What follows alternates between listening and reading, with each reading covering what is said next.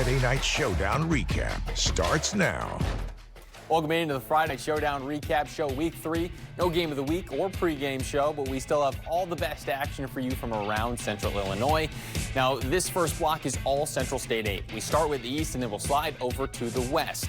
First up, it's Lincoln at Rochester. This one, not a great rail splitter first half, and it would be more of the same in the second. We start with J.P. Leonard. He's in the gun, gives to David Cates, and Cates, he follows the blockers untouched into the end zone. Rochester up 48-0. Rockets trying to add a little more, kill some clock, and the give this time to Everin to Bag. Into Bag, he got rumbling, bumbling, stumbling, breaking tackles to the midfield.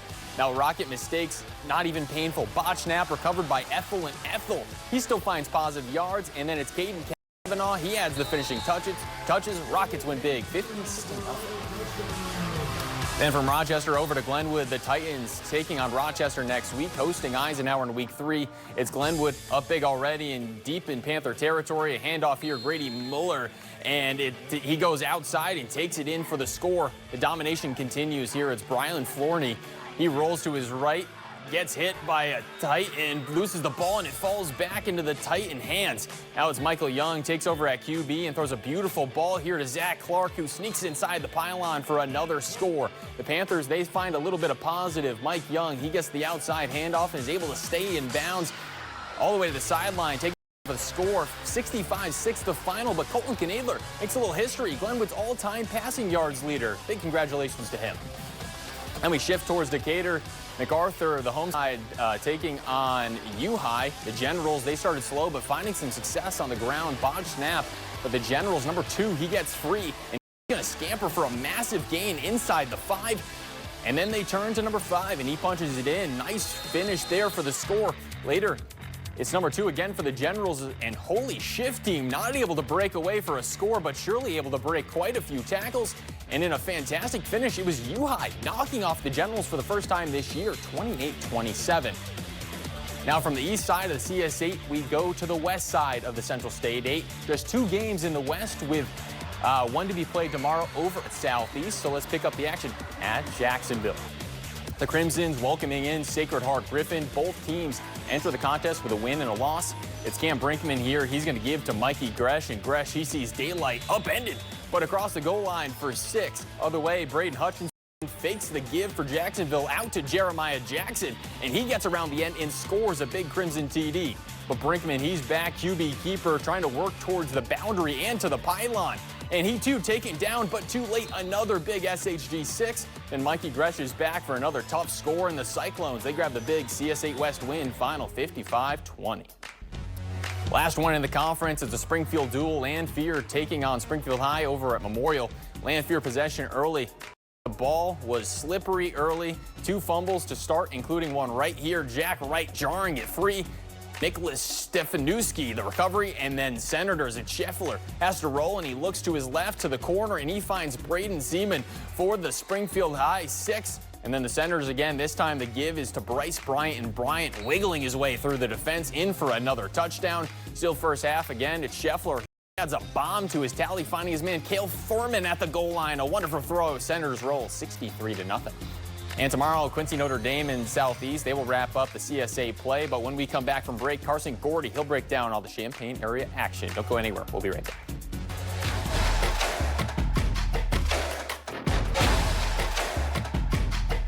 Welcome back into our Friday Night Showdown recap show. It's time for us to shift our attention out east towards Champaign. Carson Gordy, he has all the action from over there. Carson, take it away.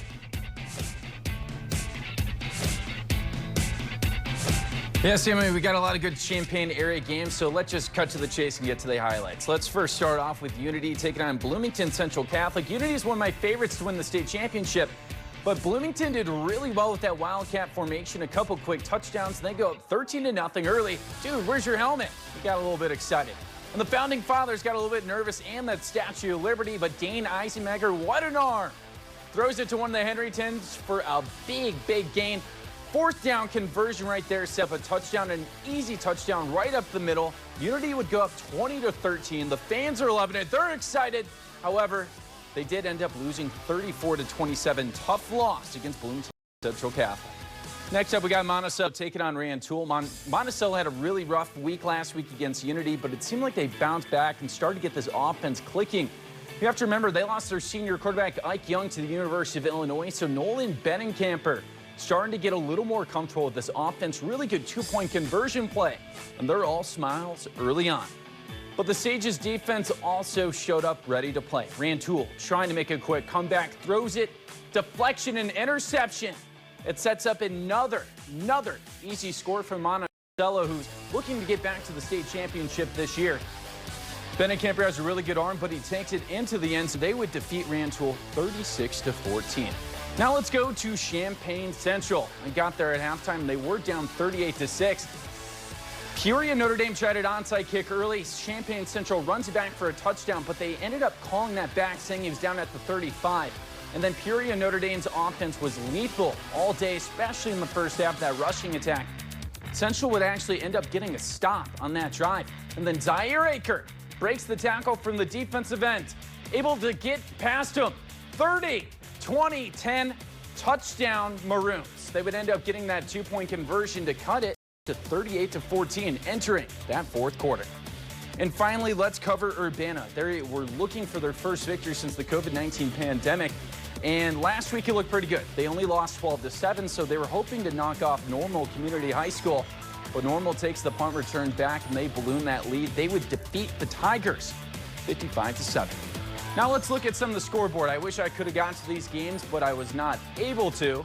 Mahomet Seymour bounces back for their first win of the year. They smoked Sycamore 45-16. That's fun because Mahomet lost them last year, so that's really good revenge right there. St. Joseph Ogden still undefeated with their four-star left tackle, Cameron Wagner. They win 51-16. And finally, Gibson City stays undefeated, 21-12 over Leroy. And switching over to college football, Memorial Stadium, it is now called Geese Memorial Stadium after Larry Geese's $100 million donation. The stadium expects to get a new scoreboard, new lights, and they hired architects to check out future designs. We are told that none of that $100 million, none of it, is going to buy players or recruit players, and the cash is going to be solely for that football stadium. Well, thanks everybody for watching. I'm Carson Gordy. We're going to have those highlights tomorrow of that Western Michigan showdown and also the post-game reaction. I'll see you tomorrow. Thanks, Carson. And coming up, well, we have even more football, and God, I love football. 3 more games of highlights coming up, including this one over at Riverton.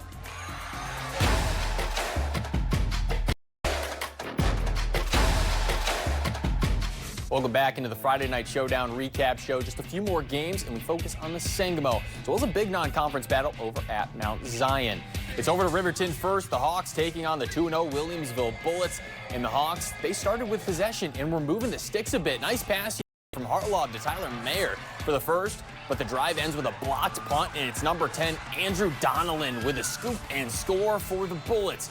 Now Williamsville's first actual possession, it's Jackson Sanders, keeper, and Sanders through the contact. Past the goal line in for the score, 14-0 Bullets. And then not long after, Hartlaub, his pass is going to get away from him, and it's Peyton Casson with the pick and the 6. Bullets win big, final 48-0. And then sticking in the Sangamo, we slide over to Auburn for a battle of the Trojans with Maroa Forsyth. Maroa with the ball on Auburn side of the field, a hand to Jared Taylor, who cuts back into a swarm of Auburn defenders, and they pop the ball out. It's Auburn possession.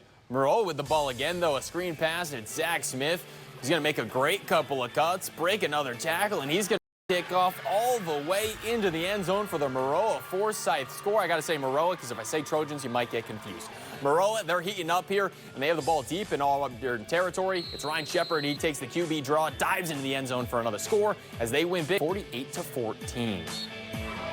And a few more scores from the Sangamo. It's Athens grabbing the win over the Cardinals, 33-19, and a defensive battle between Horta and New Berlin, but the Blue Jays prevail, final 19-6.